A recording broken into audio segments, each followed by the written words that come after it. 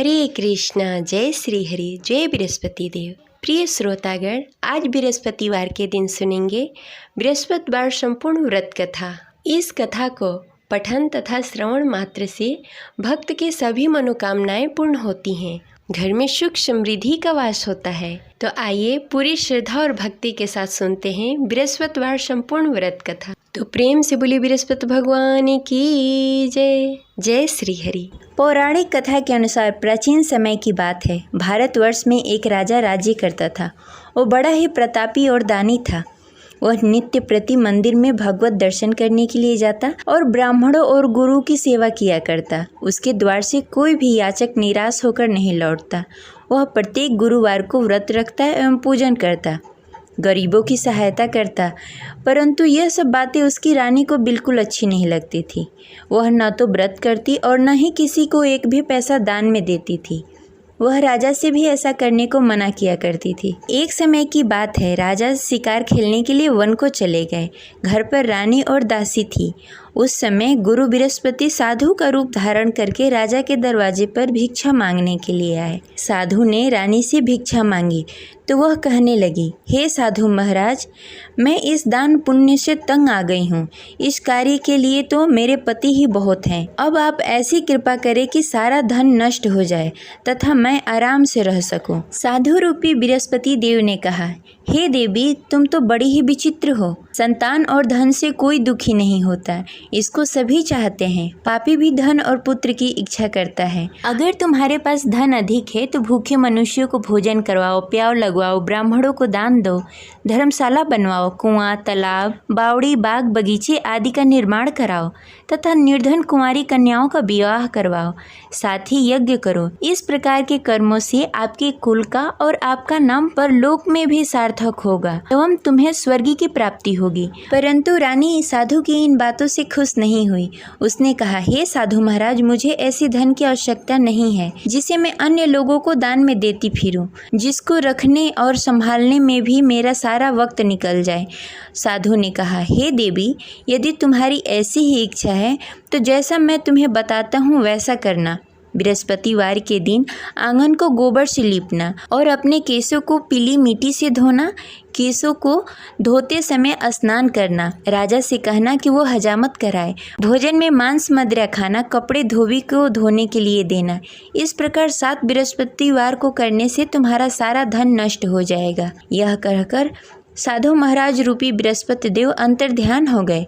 रानी ने साधु के कहने के अनुसार 7 बृहस्पतिवार तक वैसा ही करने का विचार किया। साधु के बताए हुए कार्य करते हुए केवल 3 ही बृहस्पतिवार बीते कि उसकी सारी संपत्ति नष्ट हो गई। भोजन के लिए भी 2 समय परिवार तरसने लगा तथा सांसारिक भोगों से दुखी रहने लगा। तब राजा रानी से कहने लगा कि हे रानी, तुम यहाँ पर रहो, मैं दूसरे देश जा रहा हूँ। क्योंकि यहाँ पर मुझे सभी मनुष्य जानते हैं, इसलिए मैं यहाँ कोई कार्य नहीं कर सकता। मैं अब परदेश जा रहा हूँ, वहाँ कोई काम धंधा करूँगा, शायद हमारे भाग्य बदल जाए। ऐसा कहकर राजा परदेश को चला गया। वो वहाँ जंगल से लकड़ियाँ काट कर लाता और शहर में बेचता। इस तरह जीवन व्यतीत करने लगा। इधर राजा के बिना रानी और दासी दुखी रहने लगी। किसी दिन भोजन मिलता और किसी दिन जल पीकर ही रहना पड़ता। एक दिन रानी और दासी को भोजन किए बिना 7 दिन व्यतीत हो गए। तो रानी ने अपनी दासी से कहा, हे दासी, यहाँ पास के नगर में मेरी बहन रहती है। वह बड़ी ही धनवान है। तुम उसके पास जाओ और वहाँ से 5 सेर बेजल मांग के लाओ, जिससे कुछ समय के लिए गुजारा हो जाएगा। दासी रानी की बहन के पास गई। रानी की बहन उस समय पूजा कर रही थी। बृहस्पतिवार का दिन था। दासी ने रानी की बहन से कहा, हे रानी, मुझे आपकी बहन ने भेजा है, मुझे 5 सेर बेजल दे दो। दासी ने यह बात अनेक बार कही, परंतु रानी की बहन ने कोई उत्तर नहीं दिया, क्योंकि वह उस समय बृहस्पतिवार का कथा सुन रही थी। जब दासी को रानी की बहन की कोई उत्तर नहीं मिला तो वह बहुत ही दुखी हुई। उसे क्रोध भी आया। वह लौटकर रानी से बोली, हे रानी, आपकी बहन बहुत ही घमंडी है। वह छोटे लोगों से बात नहीं करती। मैंने उससे कहा, उसने कोई उत्तर नहीं दिया। मैं वापस चली आई। रानी बोली, हे दासी, उसमें उसकी कोई गलती नहीं है। जब बुरे दिन आते हैं तब कोई असहारा नहीं देता। अच्छे बुरे का पता विपत्ति में ही लगता है। जो ईश्वर की इच्छा होगी वही होगा, यह सब हमारे भाग्य का दोष है। उधर रानी की बहन ने सोचा कि मेरी बहन की दासी आई हुई थी, परंतु मैं उससे नहीं बोली, इससे वह बहुत दुखी हुई होगी। अतः कथा सुन बृहस्पति भगवान का पूजन समाप्त करके अपनी बहन के घर गई और कहने लगी, हे बहन, मैं बृहस्पतिवार का व्रत कर रही थी, तुम्हारी दासी हमारे घर आई थी, परंतु जब तक हम कथा सुनते हैं तब तक हम लोग न उठते हैं न किसी से बातें करते हैं, इसलिए मैं नहीं बोली। कहो दासी क्यों गई थी? रानी बोली, बहन, हमारे घर अनाज नहीं था। वैसे तुमसे कोई बात छिपी नहीं है, इस कारण मैंने दासी को तुम्हारे पास 5 सर बेजल के लिए भेजा था।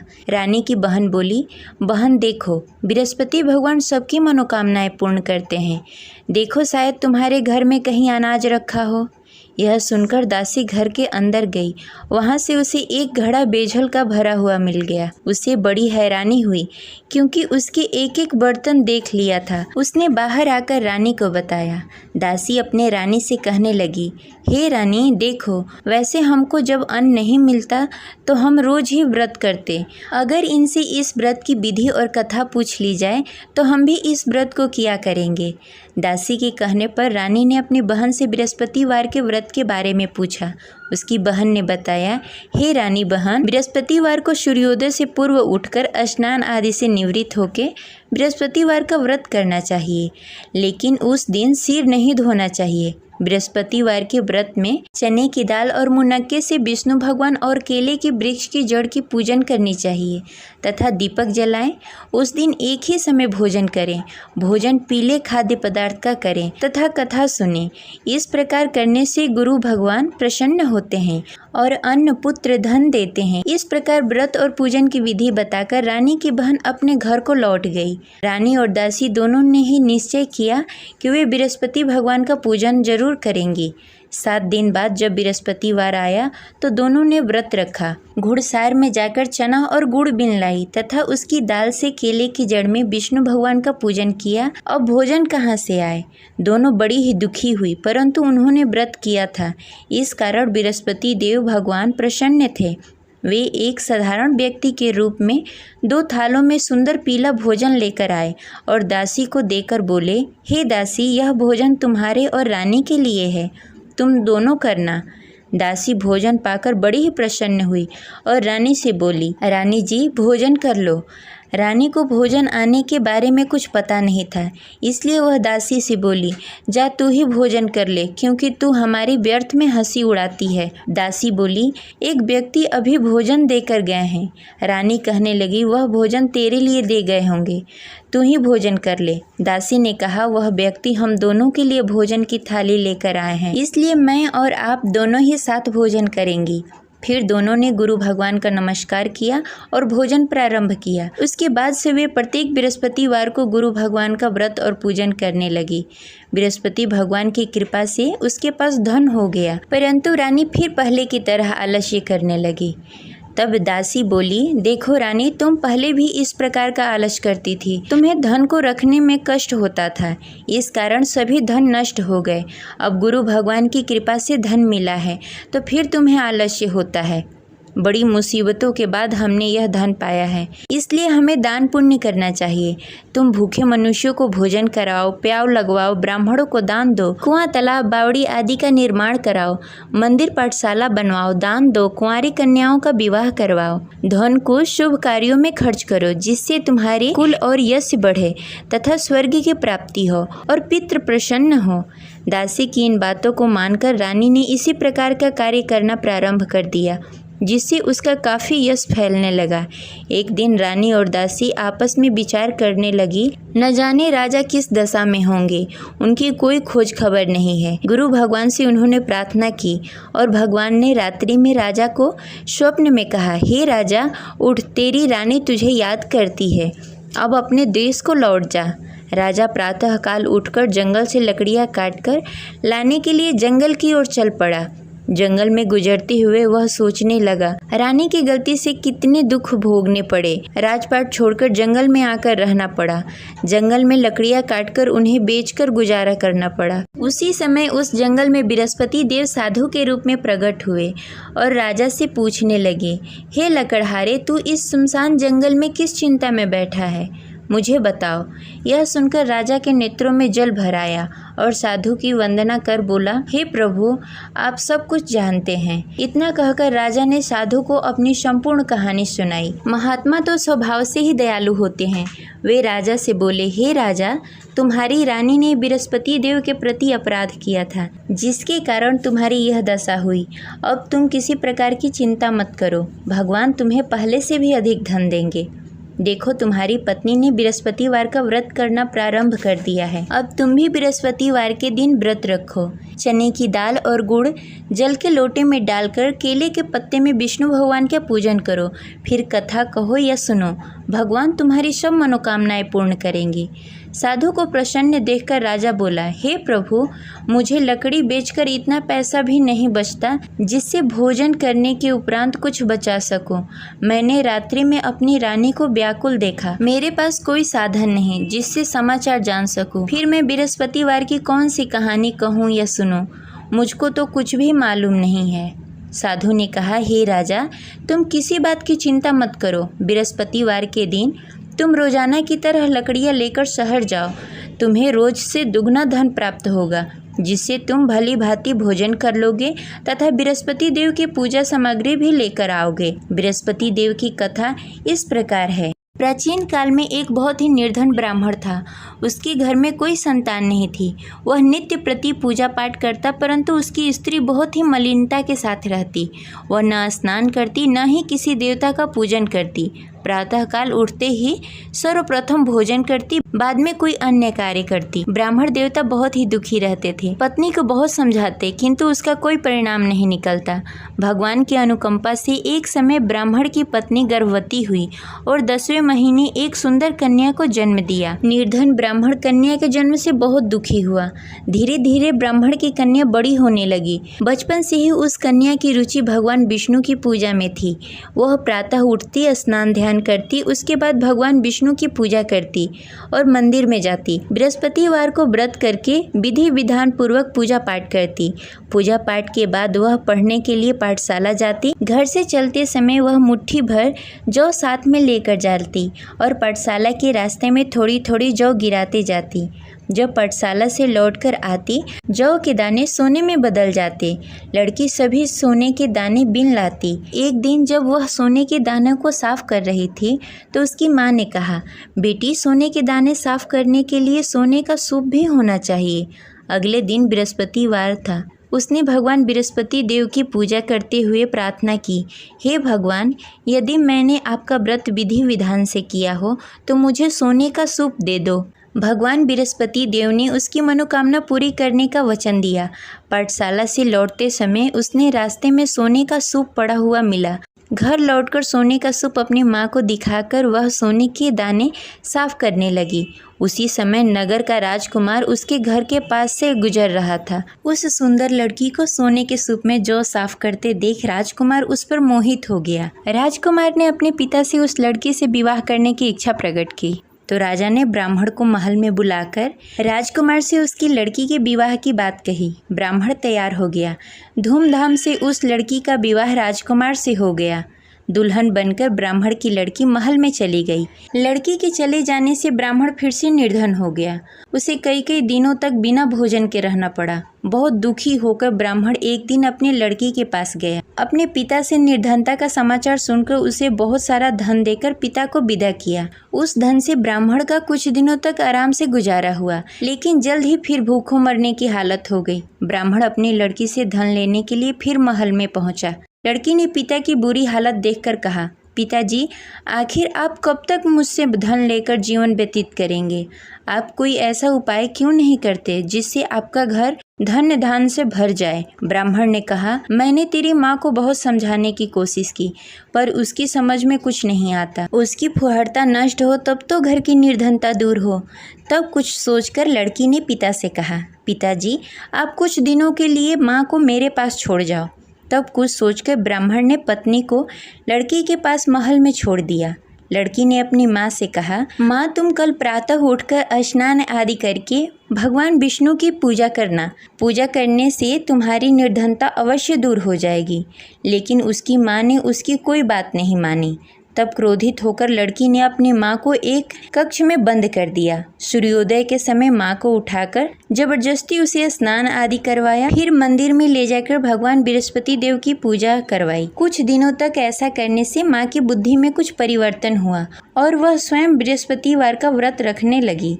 उसके व्रत करने से ब्राह्मण के घर की निर्धनता दूर हो गई और भगवान विष्णु की अनुकंपा हुई और दोनों पति पत्नी धन संपत्ति पाकर आनंद पूर्वक जीवन व्यतीत करते हुए विष्णु धाम को चले गए। लकड़हारा बने राजा ने उस साधु से भगवान विष्णु देव की यह कथा सुनकर बृहस्पतिवार का व्रत करना शुरू कर दिया और भगवान विष्णु की पूजा करने लगा। उस दिन से उसकी सभी क्लेश दूर हो गए। लेकिन अगले बृहस्पतिवार को कामकाज में अधिक व्यस्त होने के कारण उसने भगवान बृहस्पति देव का व्रत नहीं किया।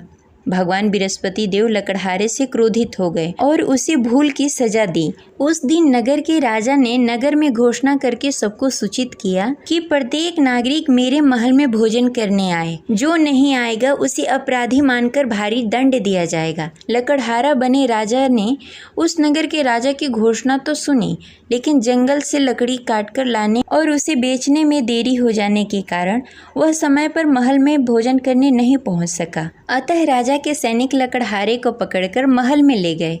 राजा ने उसे महल के एक कक्ष में बैठाकर भोजन कराया। उस कक्ष में एक खुट्टी पर रानी का सोने का हार लटका हुआ था। लकड़हारा अकेला उस कक्ष में भोजन कर रहा था।